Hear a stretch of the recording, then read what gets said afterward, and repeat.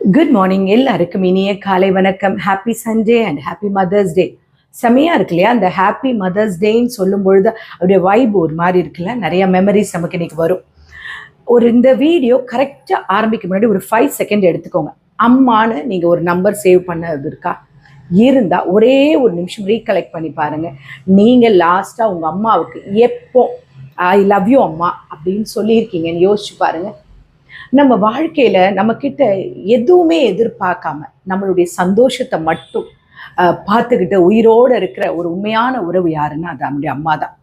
இந்த உலகம் முழுக்க எல்லாரும் நம்மளை ஜட்ஜ் பண்ணுவாங்க, கம்பேர் பண்ணுவாங்க, லவ் பண்ணுவாங்க, அதுக்கப்புறம் வந்து நம்மளை விட்டுட்டு கூட போயிடுவாங்க, என்னெல்லாம் நடக்கும். ஆனால் ஒரே ஒரு உறவு மட்டும்தான்.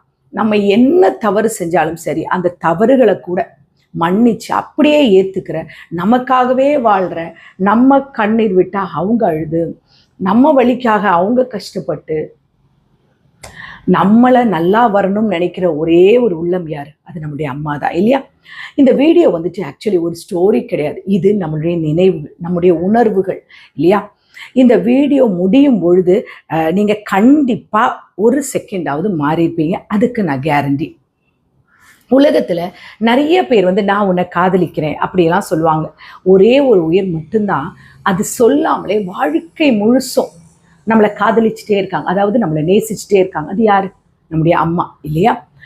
நம்ம வாழ்க்கையில் முதல்ல நம்ம காதில் கேட்கறதுக்கு ஒரே குரல், நம்ம கேட்கறதுக்கு முன்னாடி கூட நம்மளை அதிகமாக நேசித்து நம்மளை நினைச்ச ஒரே உறவு யாருன்னா நம்ம அம்மா தான்.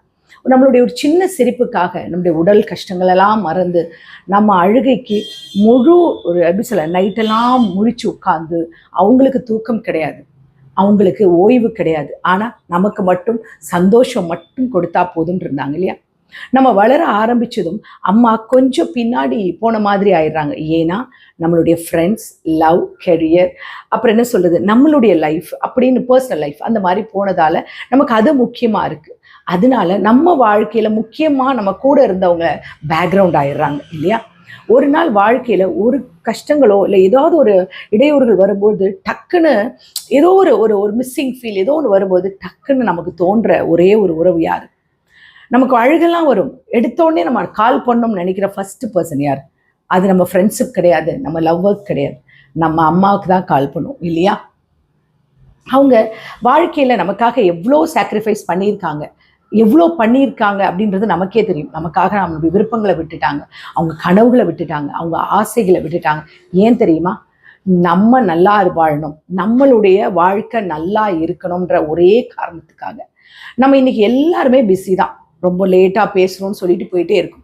ஒரே ஒரு நாள் அந்த லேட் ஒருவேளை வராமல் போயிடுச்சுன்னா, ஒரு நாள் அந்த அம்மாவுக்கு நீங்கள் கால் பண்ணுற சமயத்தில் அதை அட்டன் பண்ணுறதுக்கு அந்த அம்மா இல்லாமல் போயிட்டாங்கன்னா, அந்த ஃபோன் நம்பர் நம்ம அம்மான்னு சேவ் பண்ண அந்த நம்பர் மட்டும்தான் இருக்கும்.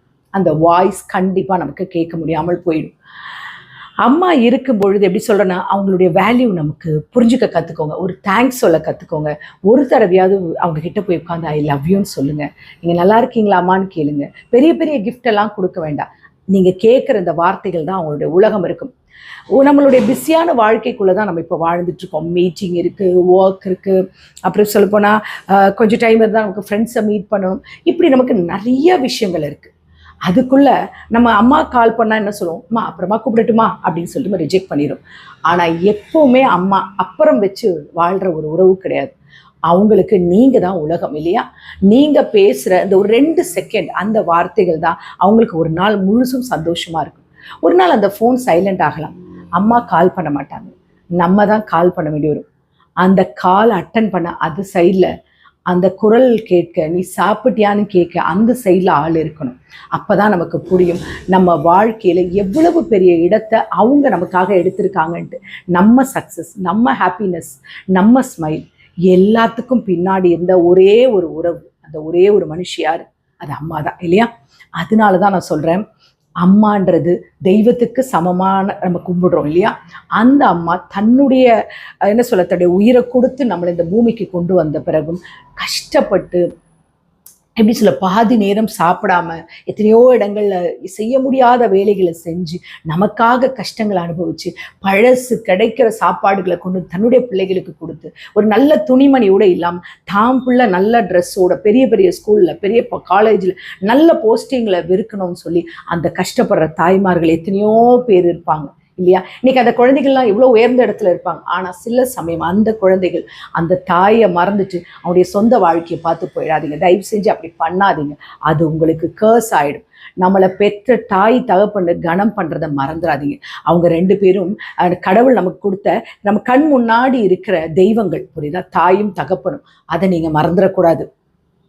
ஆனால் இந்த மதர்ஸ் டே பெரிய பெரிய கிஃப்டெல்லாம் நீங்கள் வாங்கிட்டு போயிட்டு ரொம்ப ஷோ எல்லாம் காட்ட வேண்டாம். ஜஸ்ட் ஒரே ஒரு எந்த எக்ஸ்பென்சிவ் சர்ப்ரைஸ் கூட வேண்டாம். ஒரே ஒரு 5 மினிட்ஸ் எடுத்துக்கோங்க. நீங்கள் எங்கே இருந்தாலும் சரி, அதாவது அவங்கள ரீச் பண்ணுற இடத்துல இருந்தால் போய் அம்மா கிட்ட போங்க. அந்த அழகான கையை பிடிங்க. உங்களை தூக்கி வளர்த்த கை. இன்னைக்கு எவ்வளோ சுருக்கங்கள் நடுக்கங்கள் இருக்கு இல்லையா? அந்த கையை பிடிச்சி ஒரு முத்தம் கொடுத்துட்டு, அம்மா நான் உன்னை நேசிக்கிறேன், நான் உன்னை ரொம்ப ரொம்ப நேசிக்கிறேன் அப்படின்னு மனசார சொல்லுங்க. டைட்டாக கட்டி பிடிச்சி ஒரு முத்தம் கொடுங்க. நீங்கள் நினைக்கிறீங்க இது ரொம்ப சாதாரண விஷயம் அப்படின்ட்டு. அவங்களுக்கு அது சாதாரணம் கிடையாது. அது அவங்க வாழ்க்கை முழுக்க அவங்க காத்திருக்கிற ஒவ்வொரு மோமெண்ட்ஸ் இல்லையா? தயவு செஞ்சு லேட் ஆகுறதுக்கு முன்னாடி உங்களுடைய அன்பை நீங்கள் காட்டுங்க. காலம் திரும்ப வராது. ஆனால் இந்த ஒரு நிமிஷம் அவங்களுடைய மனசில் கண்டிப்பாக நிச்சயமாக நிற்கும். அந்த மெமரிஸ் அவங்கள கூடயே இருக்கும். இந்த வீடியோ பார்த்த உடனே நீங்கள் ஜஸ்ட் ஸ்க்ரோல் பண்ணிட்டு போயிடாதீங்க. உங்கள் அம்மாவுக்கு கால் பண்ணுங்கள். இல்லைனா நேரில் போய் கண்டிப்பாக பேசுங்க. இப்போ சொல்லுங்கள், அம்மா நான் உங்களை நேசிக்கிறேன். ஏன்னா அம்மா இருக்கும் பொழுது சொல்லாத வார்த்தைகள் பிறகு சொல்ல முடியாத ஒரு வார்த்தையாகவே போயிடும். அதுக்கப்புறம் அது சொல்ல முடியாத இப்படி ஒரு வருத்தமாகவும் போயிடும். நமக்கு ஒரு மனபாரத்தை கொடுத்துரும். சரியா? போங்க, போய் அம்மாவை பாருங்கள். அம்மான்றது நம்மளோட வாழ்க்கையில் சொல்லாமல் கடவுள் நமக்கு கொடுத்த ஒரு கிஃப்ட் இல்லையா? நம்ம கேட்குறதும் நம்ம எதிர்பார்க்காததும் நமக்கு கொடுக்குற ஒரு நம்ம இந்த மதர்ஸ் டேக்கு அவங்களுக்கு என்ன கொடுக்கலாம்? அதை நீங்கள் யோசிங்க. சக்ஸஸ், மணி, ஃபீலிங், இதுக்காகவே நீங்கள் இருக்கிற எத்தனையோ உறவுகளுடைய கைகளை நம்ம விட்டுட்டு ஓடிக்கிட்டே இருக்கும். ஆனால் அந்த ஓட்டத்தில் நம்மளை நடக்க கற்றுக் கொடுத்த அந்த கையை நீங்கள் விட்டுடக்கூடாது இல்லையா? தயவு செஞ்சு பண்ணாதீங்க. அந்த கை ஒரு நாள் நம்மளை தேடாது. ஒரு நாள் அந்த குரல் நம்மளை சாப்பிட்டியான்னு கேட்காது. அந்த கதவுகள் நம்ம வரவுக்காக காத்திருக்காது. அப்போதான் நமக்கு புரியும், நம்ம வாழ்க்கையில் ஏதோ நம்மளை உண்மையாக நேசித்த ஒரு உறவை நம்ம இழந்துட்டோமோ, நம்ம நேரம் இல்லைன்னு சொல்லி நம்ம இழந்துட்டோமே, அந்த வலி நமக்கு ரொம்ப இருக்கும். நம்ம சைல்டுஹுட்லலாம் நம்ம அழுதா நமக்காகவே இருந்த உறவு, நம்முடைய சாப்பாடை ஒரு சின்ன எறும்பு கூட கடிக்காம நம்மளை பாதுகாத்த அந்த அம்மாவுக்கு இப்போ இந்த செகண்ட் மறக்காம போயிட்டு அந்த வாழ்த்தை சொல்லுங்க. எவ்வளோ பிஸியாக இருந்தாலும் பாருங்க, என்ன ஸ்கெடியூல்ஸ் இருந்தாலும் பாருங்க, எல்லாத்தையும் தூர வைங்க. நீங்க தோத்தா கூட இந்த உலகத்துல நீங்க ஜெயிச்ச மாதிரி பார்க்குற ஒரே கண்ணு உங்க அம்மா தான். நீங்க தவறு செஞ்சாலும் உங்களை விட்டுடாத ஒரே ஒரு மனசு இந்த அம்மா தான். நீங்க பேசாம இருந்தாலும் இல்லை, உங்களை நினைச்சுக்கிட்டே வாழ்ற ஒரே உறவு அந்த அம்மா தான். அந்த அம்மா ஒரு நினைவா மாறிட்டாங்களா? ஃபோனில் மட்டும்தான் இருக்காங்க, முகம் மாதிரி வச்சுக்கிறீங்களா? பண்ணாதீங்க. ஃபோட்டோவில் மட்டும் பார்க்குற ஒரு முகமாக வச்சுக்காதீங்க. வாய்ஸ் நோட்டில் மட்டும் கேட்குற குரலாக வச்சுக்காதீங்க. நம்ம எல்லா சக்ஸஸ்க்கும் இன்னைக்கு அர்த்தமே இல்லாமல் போயிடும். அப்படி நம்ம வச்சுருந்தோம்னா தயவு செஞ்சு சொல்கிறேன், அந்த நாள் வராமல் இன்னைக்கு ரொம்ப பிஸியாக இருந்தாலும் பாரு, ஒரு ஃபியூ மினிட்ஸ் அவங்களுக்காக வச்சுக்கோ. வெளிநாட்டில் ஏதாவது இருக்கீங்களா, அப்ராடில், ஜஸ்ட் கால் பண்ணுங்கள். கால் பண்ணி அம்மா நல்லா இருக்கியா, லவ் பண்ணுங்க, ஐ லவ் யூம்மா அப்படின்னு சொல்லுங்கள். கிட்ட இருக்கீங்களா, போங்க அம்மாவை பாருங்கள், அம்மா கையை பிடிச்சிட்டு நான் உன்னை நேசிக்கிறேன்னு சொல்லுங்கள். அந்த வார்த்தையோட பவர் என்னன்றது உங்களுக்கு தெரியும். இந்த நாள் உங்களுக்கு இனிய நாளாக இருக்குன்னு கடவுளை வேண்டிக்கிறேன். Take care, bye, love you all. And one more time happy Sunday. And family கூட ஸ்பெண்ட் பண்ணுங்கள், சந்தோஷமாக இருங்க.